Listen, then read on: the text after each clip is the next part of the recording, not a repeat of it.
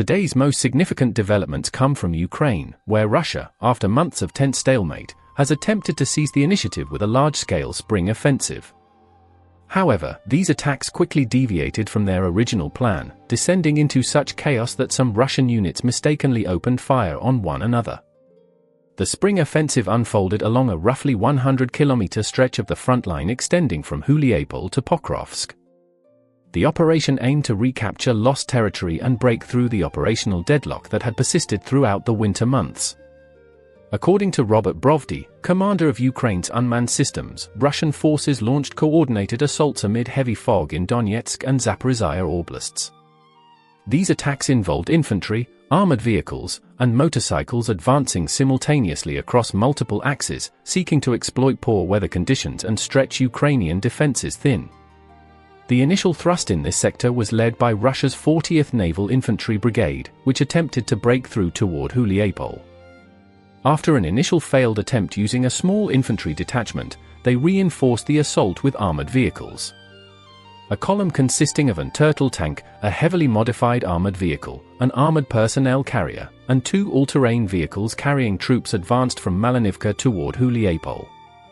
The movement was quickly detected, and despite the column's heavy armor and rapid pace, coordinated drone strikes halted the attack and systematically destroyed the vehicles. Survivors who sought shelter in nearby buildings were tracked after dismounting, and artillery along with drones were called in to eliminate them. Another Russian assault group attempted to advance in an armored fighting vehicle north of Huliaipole to deploy infantry. Geolocated footage confirms the vehicle was destroyed before it could complete its mission. The dismounted troops, who took cover among nearby pipes, were subsequently targeted and eliminated by Ukrainian FPV drones. What began as a mechanized assault rapidly collapsed, ultimately resulting in the complete loss of an entire Russian mechanized company. Further north, geolocated footage confirms yet another failed Russian attack toward Novopavlivka, carried out by 5-man infantry squads in broad daylight, a departure from typical Russian tactics, which usually employ smaller, 3-man teams operating under cover of darkness. Having lost much of their armored support in earlier assaults, Russian forces attempted to press forward with infantry alone, but a local anti-tank ditch significantly slowed their advance, leaving them exposed. This vulnerability made them easy targets for Ukrainian FPV drone strikes, resulting in numerous casualties and halting their advance altogether. Near Pokrovsk, Russian troops attempted to push toward Rishine. Combat footage from the area shows Ukrainian forces repelling a motorcycle assault involving 13 Russian motorbikes. The motorcycles were chosen for their speed, intended to rapidly close the distance to the village while minimizing exposure to drone attacks. However, Ukrainian defenders destroyed 9 bikes during the approach and eliminated the remaining 4 inside the village. Survivors were subsequently hunted down by FPV drones, resulting in the total annihilation of the assault group. Amid the intensity of these battles and the chaos of Russia's failed counteroffensive, an intelligence unit from Ukraine's Skylia regiment intercepted enemy radio communications revealing that intoxicated Russian assault groups mistook their own comrades for Ukrainian soldiers and opened fire, killing fellow troops.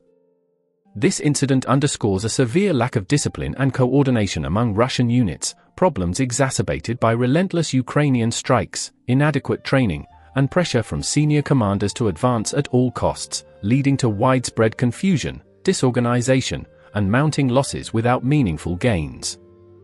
Despite Russia's efforts, the offensive resulted in heavy casualties inflicted primarily by Ukrainian drone strikes, which played a decisive role by continuously detecting and engaging advancing units. This not only slowed the tempo of the assault but left Russian forces vulnerable to repeated precision attacks. Russian forces suffered record losses during this attempt, 1,710 personnel casualties in a single day, along with 3 tanks, 11 armored vehicles, and 29 artillery systems, highlighting the sheer scale of their failure. Overall, Russia's botched spring offensive launch further confirms that its command continues to prioritize relentless attacks over operational effectiveness, disregarding both staggering losses and the absence of any significant progress. Throwing manpower against a long, well-fortified front line has proven disastrous, fueling chaos and substance abuse among Russian troops struggling to cope with the grim realities of war.